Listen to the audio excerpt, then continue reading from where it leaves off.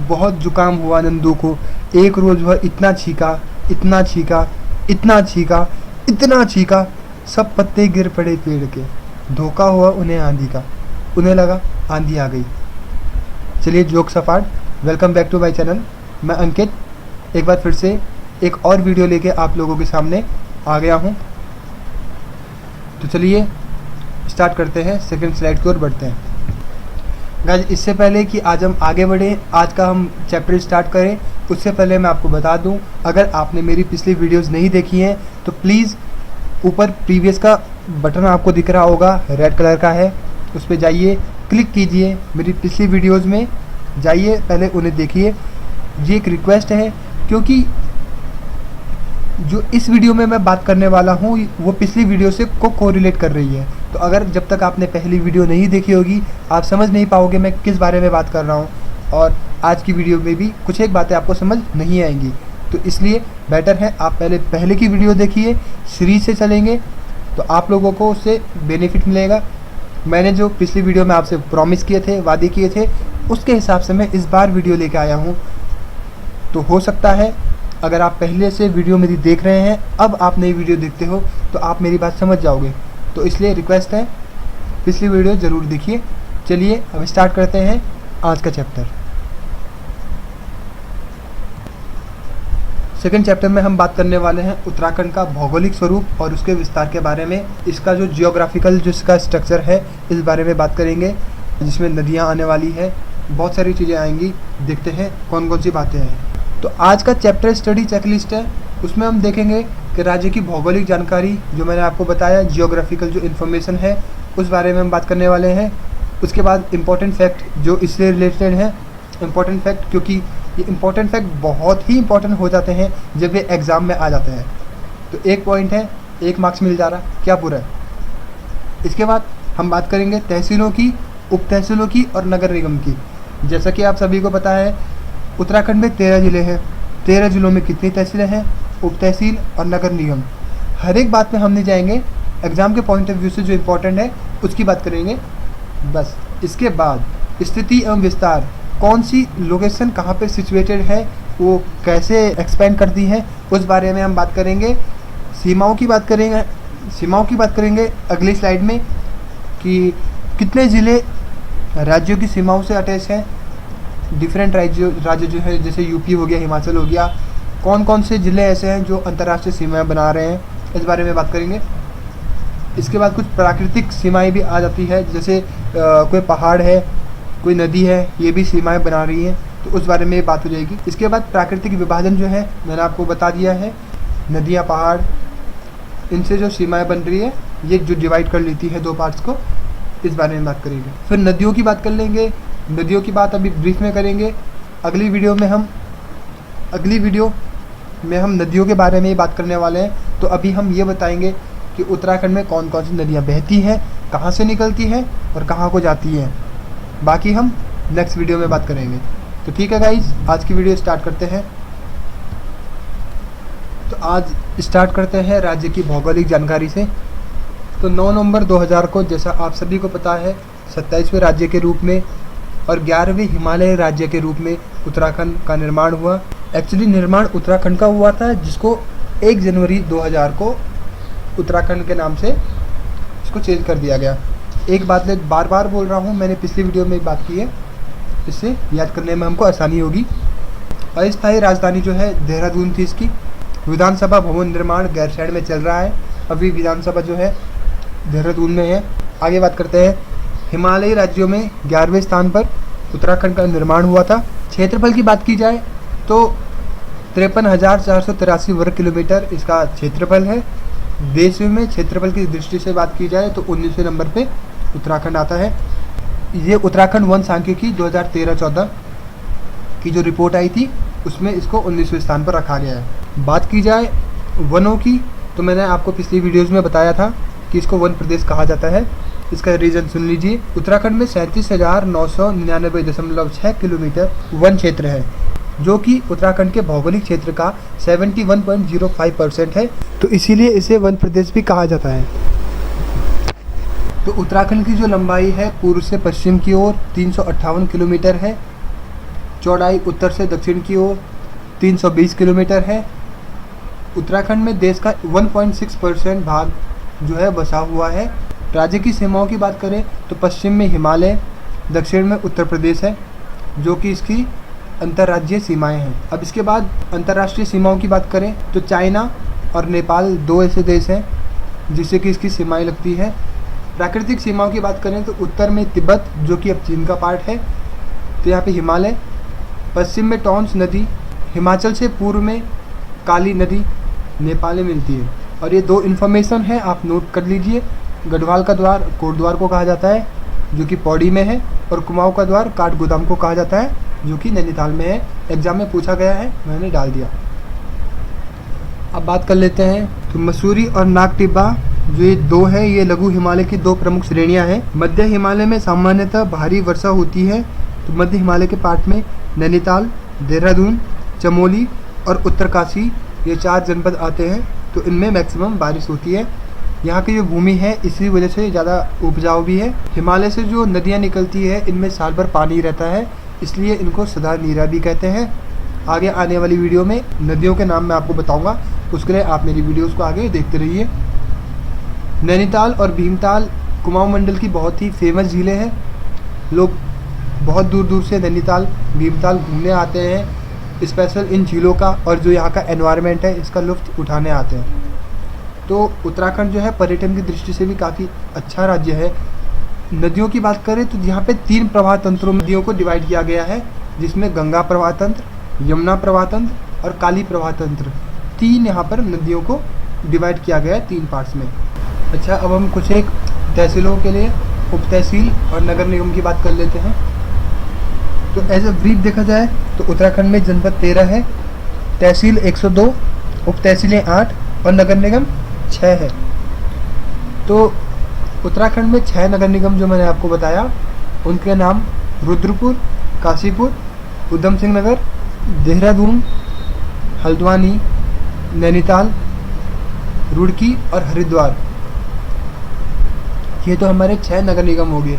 इसके बाद उप तहसीलों की बात की जाए, उप तहसीलें उत्तराखंड में 8 हैं, जो अल्मोड़ा में 2 लंगड़ा और मछोह नाम से, उत्तरकाशी में 2 जोशियाड़ा और धौंतरी नाम से, चंपावत में 3 मंच, पुल्ला और गुमदेश नाम से, टिहरी में 1 पावकी देवी और बागेश्वर में भी 1 शामा नाम से है। अब तहसीलें 102 है, तो अब क्या है कि हर एक चीज़ याद नहीं की जा सकती, इतना याद करना काफ़ी टफ भी पड़ जाता है। तहसीलों के नाम एक बार सुन लीजिए, 2-3 बार अगर आप इनके नाम सुन लेते हैं, रिवाइज कर लेते हैं, इतना काफ़ी है, याद करने की ज़रूरत नहीं है, क्योंकि इसको हम छोड़ भी नहीं सकते। एग्ज़ाम्स में पूछा जा रहा है। पिछले कुछ एग्ज़ाम्स में जैसे पूछा गया था कि जीडी हाट कौन से जनपद में है, क्या लिखोगे? भटवाड़ी कौन से ज़िले में है? अभी मुंशियारी, कपकोट, गरुड़, तो ये कुछ इम्पोर्टेंट नाम है, तो इसीलिए एक बार सुन लीजिए। एक बार सुना हुआ है तो दिमाग में आ जाएगा, हम कम से कम टिक तो कर ही सकते हैं। याद नहीं भी हो इतने नाम, कोई इम्पोर्टेंट भी नहीं है, तो ठीक है। तहसीलों के नाम एक बार हम हाथ में माला पकड़ लीजिए, 108 दानों वाली, 102 के नाम लेंगे, 6 को फिर देख लेंगे। तो अब तहसीलों की बात की जाए, सबसे पहले अल्मोड़ा की मैं बात कर रहा हूँ। अल्मोड़ा में सल्ट, भिकियासैंण, चौखुटिया, सियालदे, रानीखेत, द्वाराहाट, अल्मोड़ा, सोमेश्वर, छैलछीना, जयंती और भनोली, ये 11 तहसीलें जो हैं ये अल्मोड़ा में है। इसके बाद उत्तरकाशी जिले में 6 तहसीलें हैं, भटवाड़ी, डुंडा, चिन्यालीसौड़, बड़कोट, पुरोला और मोरी। इसके बाद उधम सिंह नगर जनपद में 8 तहसीलें हैं, जसपुर, काशीपुर, रुद्रपुर, बाजपुर, गदरपुर, किच्छा, सितारगंज और खटीमा। अब चंपावत की बात कर लेते हैं, तो इसमें लोहाघाट, चंपावत, बाराकोट, पूर्णागिरी और पाटी 5 तहसीलें हैं। अब इन 5 तहसीलों में एक बाराकोट करके एक तहसील का नाम है, उत्तरकाशी में बड़कोट नाम से तहसील का नाम है, तो इसमें हमें कंफ्यूज नहीं होना, तो इसको सेपरेट कर लेंगे, ठीक है। इसके बाद चमोली में 10 तहसीलें हैं, चमोली अपने आप में तहसील है, तो चमोली, घाट, जोशीमठ, आदिबद्री, कर्णप्रयाग, थराली, गैरसैंण, नारायणबगड़, पोखरी और जिलासू। देहरादून जनपद में 7 तहसीलें हैं। देहरादून, विकासनगर, ऋषिकेश, चकराता, कालसी, त्यूनी और डोईवाला। अब बात करते हैं टिहरी गढ़वाल की, तो टिहरी गढ़वाल में भी 11 तहसीलें हैं। टिहरी, धनौल्टी, कंडीसौण, नैनबाग, प्रतापनगर, नरेंद्रनगर, गजा, घनसाली, जाखणीधार, बालगंगा और देवप्रयाग। इसके बाद नैनीताल में 8 तहसीलें हैं। कोसिया कटोली, बेताल घाट, नैनीताल, धारी, रामनगर, हल्द्वानी, लाल कुआं और कालाढूंगी। इसके बाद पिथौरागढ़ में पिथौरागढ़, डीडीहाट, धारचूला, बंगापानी, मुनस्यारी, बैरीनाग, थल, गंगोलीहाट, गणाई गंगोली, देवलथल और कनाली छीना। ये 11 तहसीलें हैं। पौड़ी गढ़वाल में 10 तहसीलें हैं। पौड़ी, चौबट्टा खाल, लैंसडौन, सतपुली, कोटद्वार, यमकेश्वर, श्रीनगर, धुमाकोट, थलीसैंण और चाकीसैंण। इसके बाद बागेश्वर में 6 तहसीलें हैं। बागेश्वर, गरुड़, कपकोट, कांडा, दुर्गनाकुरी और काफलीगैर। रुद्रप्रयाग में 4 तहसीलें हैं। रुद्रप्रयाग, उखीमठ, जखोली और बासुकेदार। और हरिद्वार में आखिरी में 5 तहसीलें हैं। हरिद्वार, रुड़की, भगवानपुर, लक्सर और नारसन। तो ये हो गई हमारी तहसीलों की बात। तो दोस्तों उत्तराखंड के विस्तार की बात करते हैं। उत्तराखंड का विस्तार 28 डिग्री 48 मिनट उत्तर से, 31 डिग्री 27 मिनट उत्तरी अक्षांश तथा 77 डिग्री 34 मिनट पूरब से 81 डिग्री 2 मिनट पूर्वी देशांतर के मध्य। इसके पूर्व में नेपाल, उत्तर में हिमालय।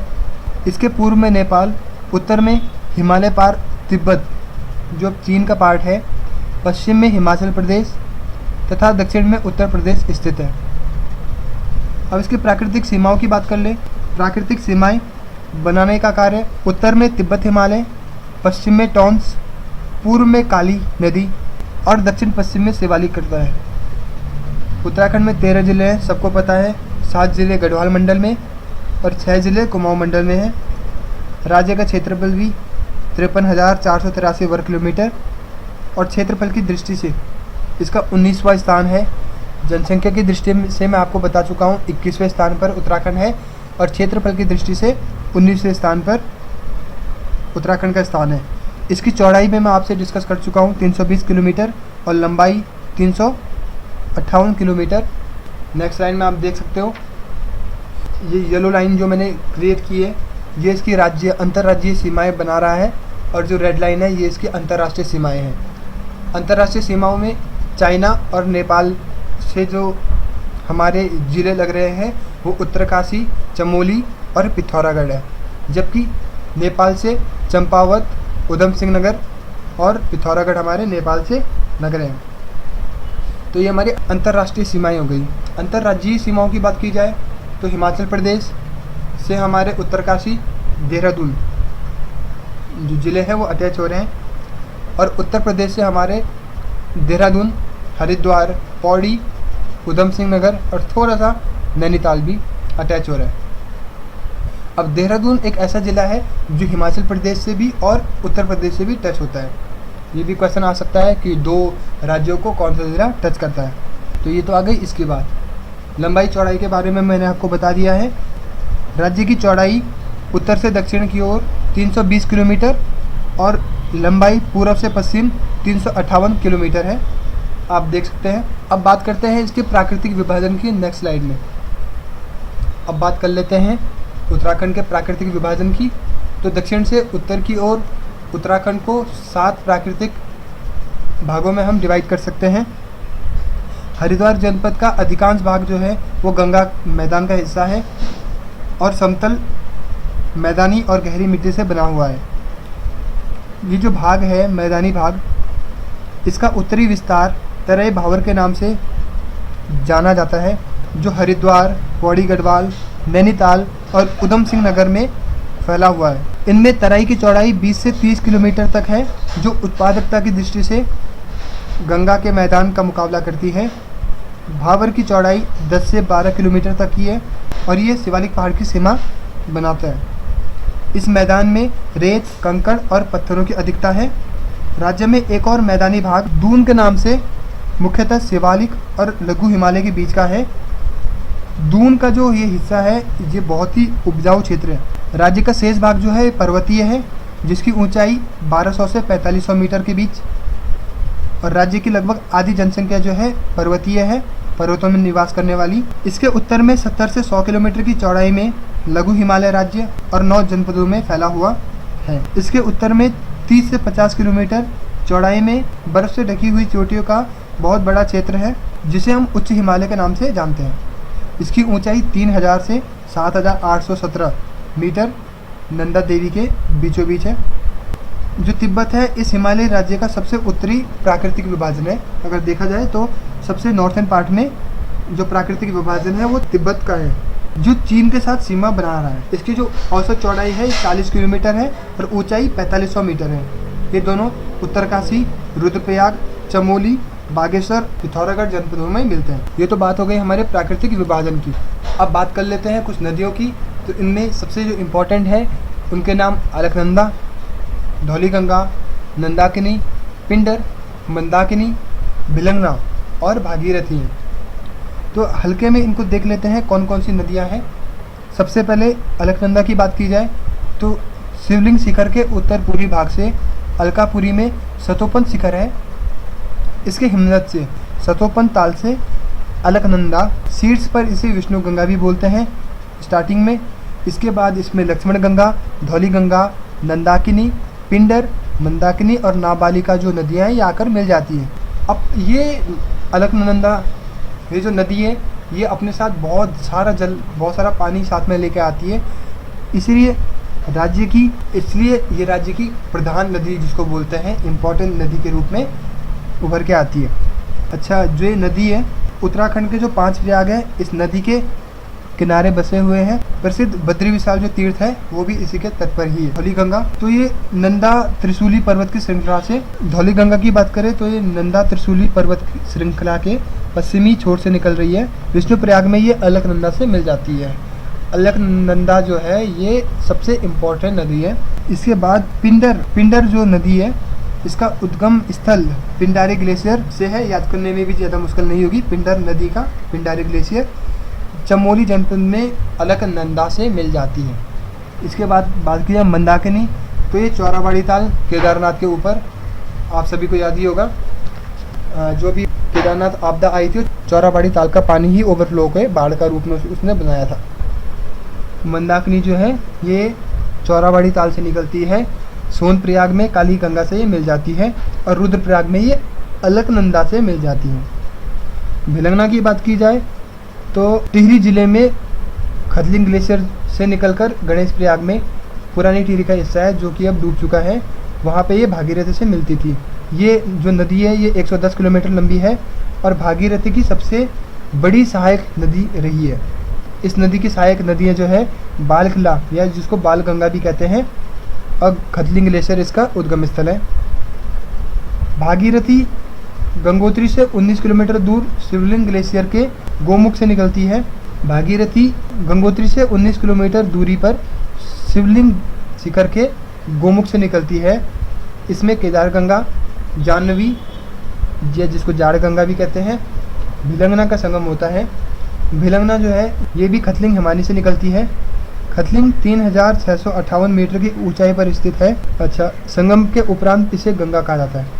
भागीरथी जो गोमुख से निकलती है ये नीचे आके देवप्रयाग में अलकनंदा से मिल जाती है, उसके बाद इसका नाम गंगा हो जाता है। अगर यमुना की बात की जाए तो यमुना जो है उत्तरकाशी के बंदरपूछ पर्वत के पश्चिमी भाग में यमुनोत्री कांठा से निकलकर 1385 किलोमीटर की यात्रा पूरी करके गंगा से मिल जाती है। यमुना जो है ये उत्तरकाशी और देहरादून जनपद से होकर गुजरती है और अपनी इसकी प्रमुख सहायक नदी टॉम्स है जो कालसी विकासनगर में से मिलती है।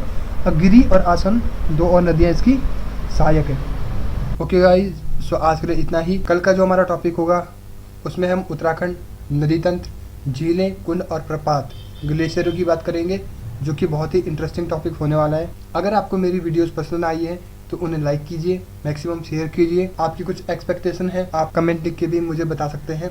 आपको मेरा वीडियो कैसा लगा ये भी मुझे कमेंट में बताइए।